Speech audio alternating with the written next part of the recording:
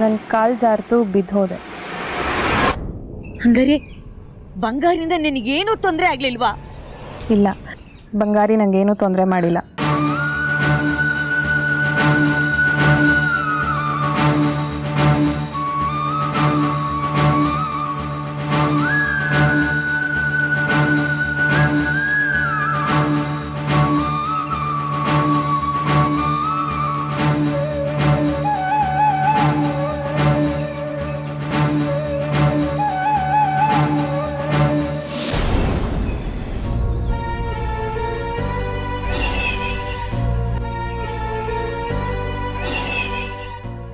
ಜಾಜಿ, ನಿನ್ನ ಗಂಡನ ಚೆನ್ನಾಗಿ ನೋಡ್ಕೊ.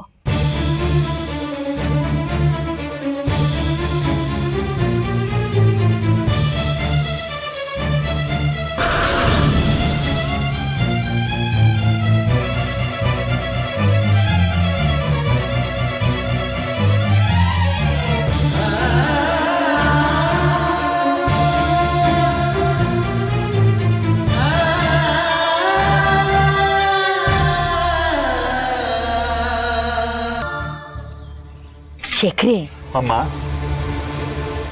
ಇತ್ತೀಚೆಗೆ ಬಂಗಾರಿನ ಸೂಕ್ಷ್ಮ ಗಮನಿಸಿದ್ಯಾ? ಅವನ್ ತುಂಬಾ ಬದಲಾಗಿದ್ದೇನೆ ಅಂತ ಅನಿಸ್ತಿಲ್ವಾ? ಹೌದಮ್ಮ, ಅದು ನಿನಗಷ್ಟೇ ಅಲ್ಲ, ಎಲ್ರ ಗಮನಕ್ಕೂ ಬಂದಿದೆ. ಮೊನ್ನೆ ಲಲಿತಾನು ಅದನ್ನೇ ಹೇಳ್ತಾ ಇದ್ಲು. ಯೋಚನೆ ಮಾಡು, ಸುನೀತನ್ ಜೊತೆ ಅಷ್ಟು ಚೆನ್ನಾಗಿದ್ದವನು ಇದ್ದಕ್ಕಿದ್ದಾಗೆ ದ್ವೇಷ ಮಾಡೋಕ್ ಶುರು ಮಾಡ್ಬಿಟ್ಟ. ಯಾವತ್ತು ಯಾರ ಮೇಲೂ ಕೈ ಮಾಡದೆ ಇದ್ದವನು ಜಗ್ಗಿ ಅಂತವನ್ ಮೇಲೆ ಕೈ ಮಾಡ್ದ. ನೋಡಿದ್ಯಲ್ಲ, ಯಾರ ಜೊತೆನೂ ಮಾತಿಲ್ಲ, ಕತೆ ಇಲ್ಲ, ನಗು ಇಲ್ಲ, ಒಬ್ಬನೇ ಕೂತಿರ್ತಾನೆ.